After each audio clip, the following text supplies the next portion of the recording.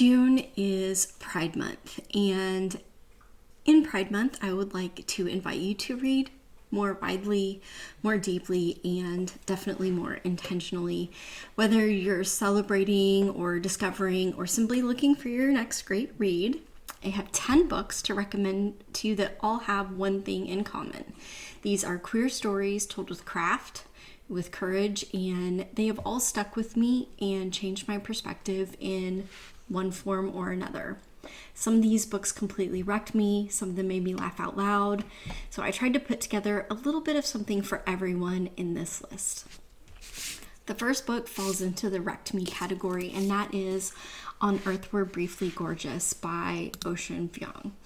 And I would say for this one, there are books you read, and then there are books that read you.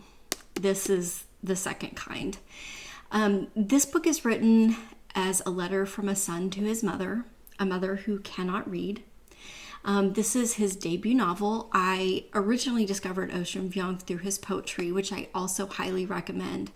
This is less of a story and more of a reckoning with family, with violence, with the body, with memory, with what it means to love someone across a distance of language and of trauma. Vuong is one of the most celebrated poets writing today, and you can definitely see his poetry on every single page of this novel.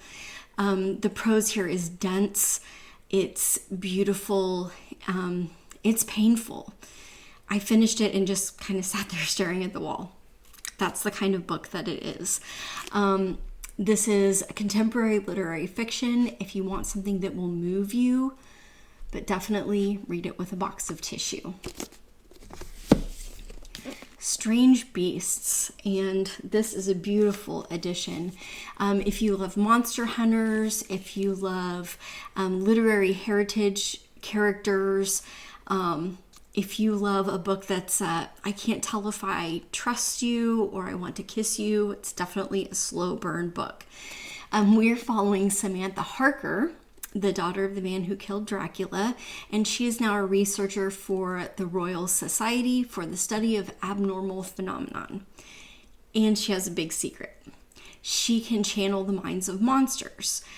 Pretty interesting premise for the book. Dr. Helena Moriarty, daughter of Sherlock Holmes' greatest nemesis, is a detective with a reputation for getting results and unfortunately of losing partners.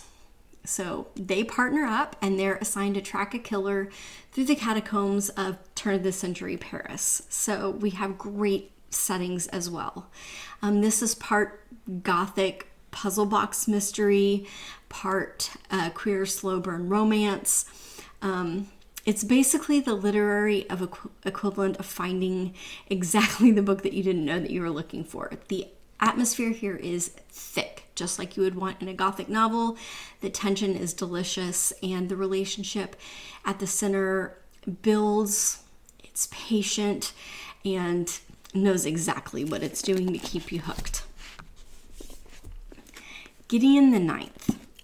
If you look at the little description here at the bottom, it says, lesbian necromancers explore a haunted Gothic palace in space. That is definitely underselling this book and this entire series. Gideon the Ninth is the story of a sword-wielding, sarcastic, filthy magazine-reading cavalier who gets conscripted into a deadly haunted mansion competition that she most definitely did not ask for. And she's conscripted by a necromancer that she has a passionate hatred for and has for her entire life. The prose here is electric.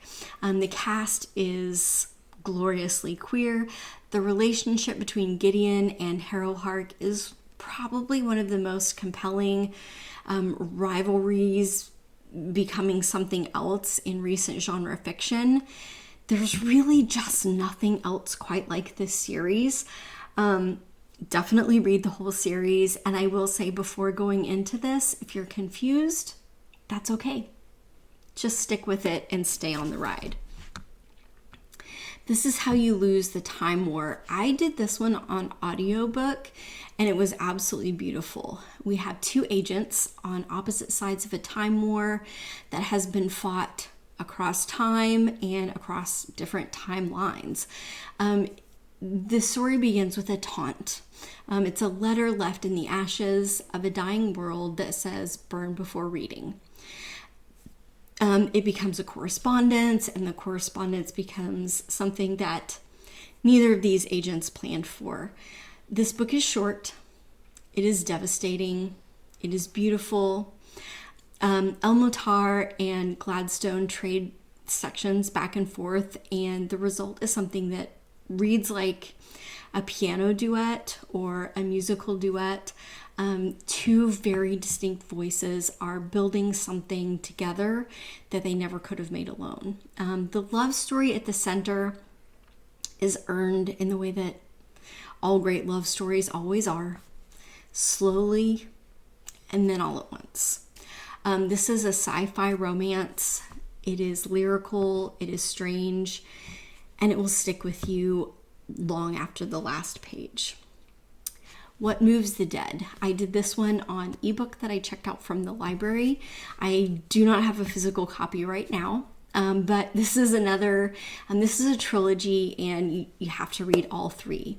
Alex Easton is a retired soldier of Gallica, and they arrive at the crumbling Usher estate. This is a retelling of the fall of the House of Usher, to find their childhood friend Madeline deteriorating in ways that just really don't make any sense.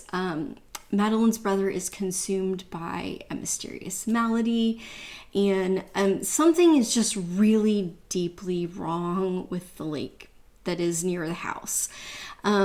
This is genuinely an excellent retelling of the fall of the House of Usher. You don't see a lot of retellings that I recommend because I think a lot of them fall flat, and this one definitely does not. But I think what makes this book perfect for Pride Month is that the world building here is very quietly radical. It's not in your face, it just happens. Gallica has an entire grammar of gender neutral pronouns. We have ta and tan, ka and kan, va and van. And the text just uses them very naturally and very consistently.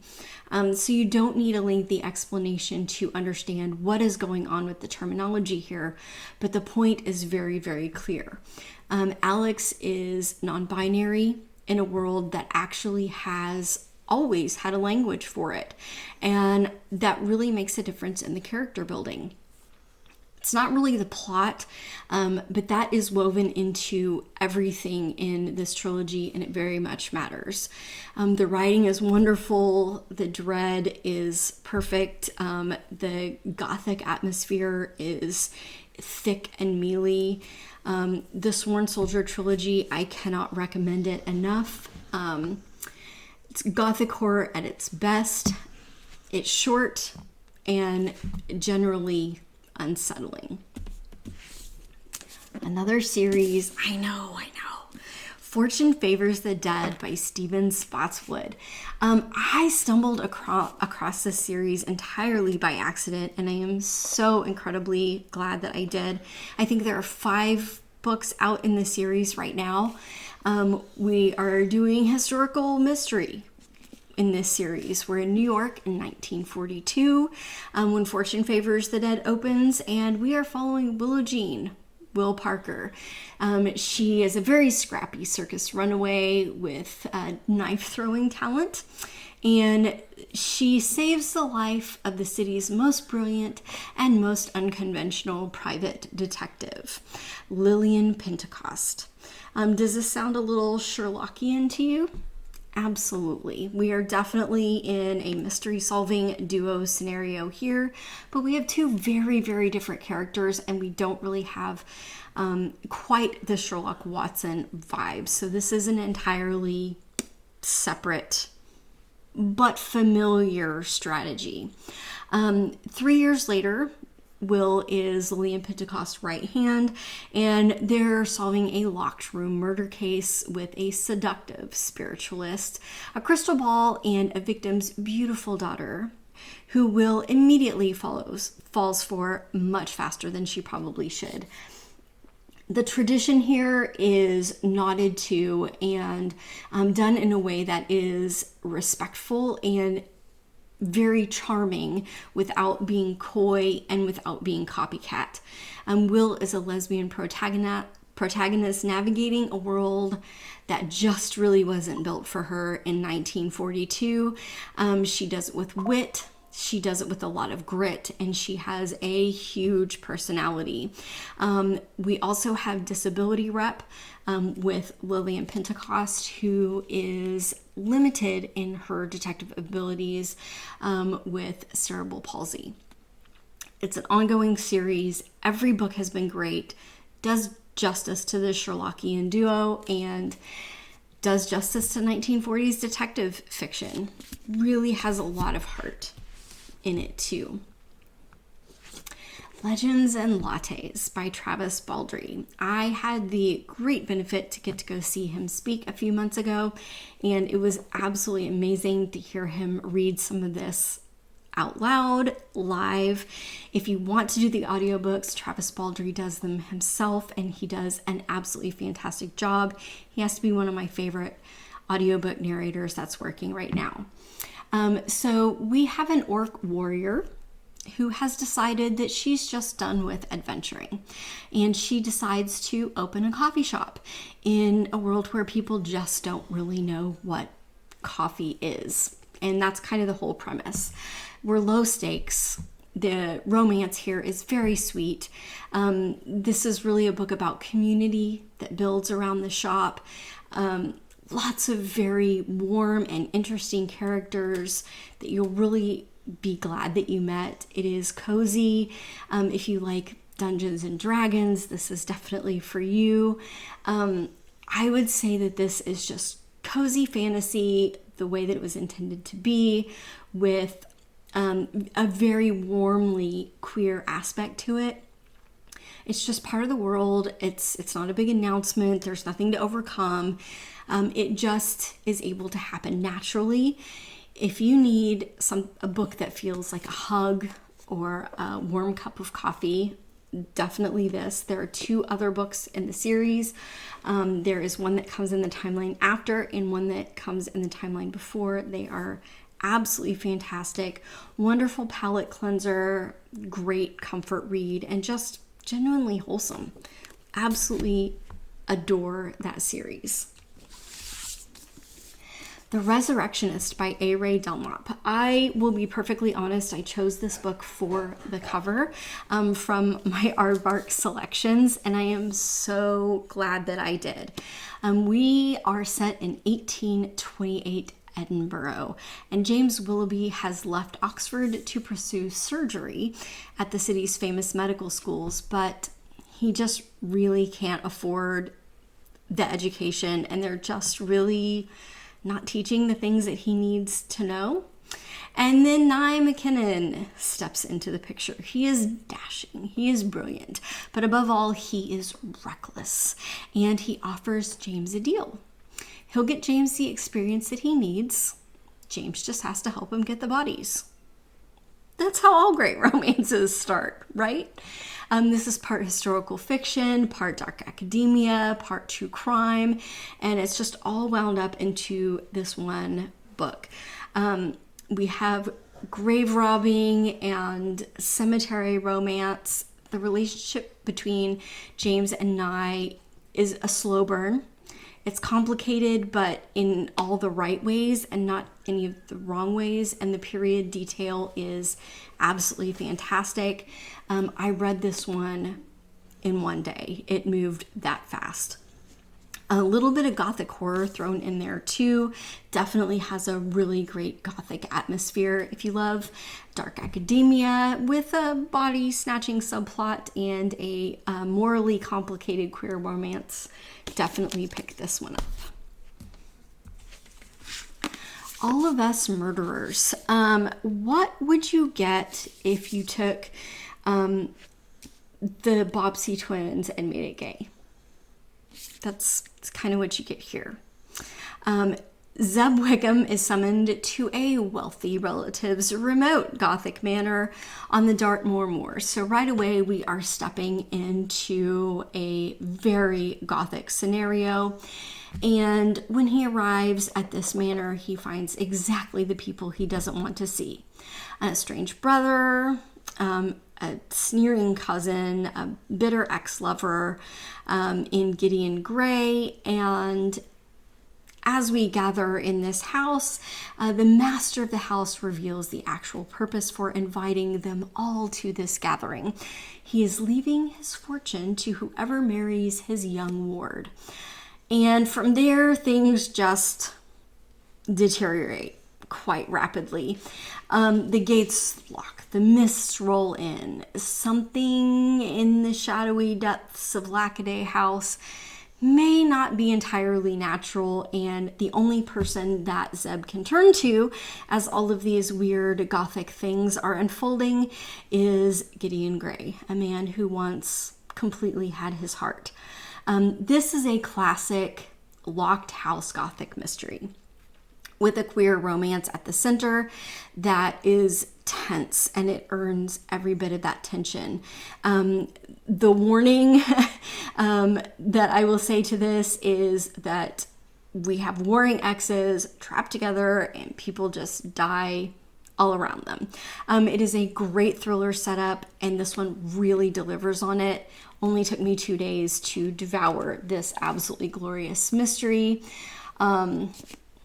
If you love Moors and two men who never should have broken up, then definitely pick up All of Us Murderers. Nicked by M.T. Anderson. We are in the year 1087, and Brother Nicephorus, who is a tender-hearted monk in plague-stricken Bari, has been visited by St. Nicholas in a dream. Tayun is a charismatic and incredibly irreverent treasure hunter, and he comes up with a plan to take care of what St. Nicholas wants, which is to steal the 700-year-old bones of St. Nicholas, whose tears are said to heal the sick, and deliver them to the city. All Nicephorus has to do is be the guide. It sounds not at all simple, right? This is described in its own promotional material as delightfully queer. Nicked is funny. It is strange. It is surprisingly moving for a book that is all about stealing a corpse. Why are there 2 books about stealing corpses on this list? Let's not pretend that says anything about me. This is just a medieval heist novel that also manages to be a meditation on the miraculous and a sweet, almost love story. Historical fantasy, definitely weird and genuinely fun. I will say that the language in here is probably a little bit more complex than anything in the rest of the list, but just go with it because it is absolutely worth it to read through the entire story. So that is the 10 books on my list. The last thing I will say is that representation matters. People need to see themselves in stories, but that's not really the whole truth of why we need to read diversely and read deeply and read characters that don't look like us. Fiction is really the only technology that we have for someone to genuinely gain a perspective transfer. Not sympathy, which is feeling for someone at a comfortable distance, but we're looking for something closer to inhabitation. When you read a book that has characters that don't look like you or don't act like you, you spend hours inside of a consciousness that isn't yours. You're navigating through a world and through scenes and through histories and fears that you didn't arrive to the book with. And that makes something happen with the way that you understand other people. When you read fiction that is not looking like you, it just isn't optional. It's just something that reading does. What that means is that the narrower that you make your reading life, the narrower your inner world is going to be, regardless of what your intentions are. If you have a library that is entirely made up of stories of people like you, you're reading in a closed loop. You're just confirming what you already know about what it's like to go through life as you. The books on this list are not asking you to approve of anyone's existence. They're not after allyship. They're not after sympathy. All they're asking you to do is pay attention. Stay a while. Gideon Nav is furious and brilliant, and the world is stranger and more alive because she exists in it. Alex Easton is navigating grief and horror in a body that the world doesn't always have language for, but theirs does. And that's a comfort. Ocean Vuong writes to his mother in sentences so precise that it feels like surgery. These are not niche books for niche readers. They're books about being human. Being human has always been more various, more complicated, and more interesting than one single book can hold. So I would just leave you with this suggestion. Read widely, and your inner world will thank you for it. I hope that you like this list. I hope that you hit that thumbs up and you subscribe. And if you have any suggestions for what to add to my Pride reading list this month, leave a comment down below and let me know what it is.